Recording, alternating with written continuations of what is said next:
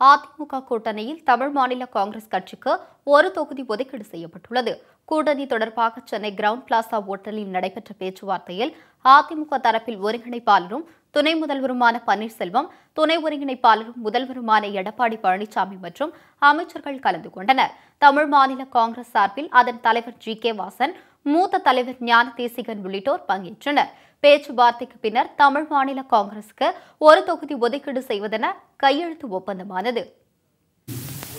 அனைத்திந்திய அண்ணா திராவிட முன்னேற்ற கழகத்தின் தலைமையிலான கூட்டணியில் தமிழ் மாநில காங்கிரஸ் கட்சிக்கு 1 நாடாளுமன்ற தொகுதி ஒதுக்கப்படுகிறது என்ற செய்தியை மகிழ்ச்சியோடு தெரிவித்துக் கொள்கின்றோம்.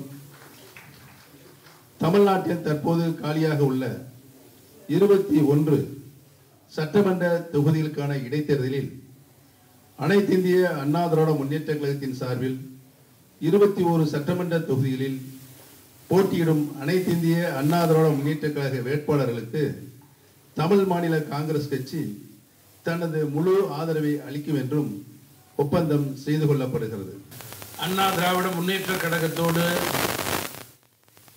நடைபெறவிருக்கிற சட்டமன்ற தேர்தலுக்கான தேர்தல் கூட்டணி நாடாளுமன்ற தேர்தலுக்கான தேர்தல் கூட்டணி ஒப்பந்தத்தை மகிழ்ச்சியோடு இன்றைக்கு கையெழுத்திட்டிருக்கிறோம். இந்த கூட்டணி தமிழகம் மட்டுமல்ல, இந்தியா முழுவதும் அமோக வெற்றி பெறும் என்று தெரிவிக்க வேண்டும். அதிமுக கூட்டணியில் ஏற்கனவே தேமுதிகவிற்கு 4 தொகுதிகளும், பாஜகவிற்கு 5 தொகுதிகளும், பாமகவிற்கு 7 தொகுதிகளும், புதிய தமிழகம், புதிய நீதி கட்சி மற்றும் என்ஆர் காங்கிரஸ் ஆகிய கட்சிகளுக்கு தலா 1 தொகுதிகள் ஒதுக்கப்பட்டுள்ளன. தற்போது தமிழ் மாநில காங்கிரசிற்கு 1 தொகுதி ஒதுக்கீடு செய்யப்பட்டுள்ளது குறிப்பிடத்தக்கது.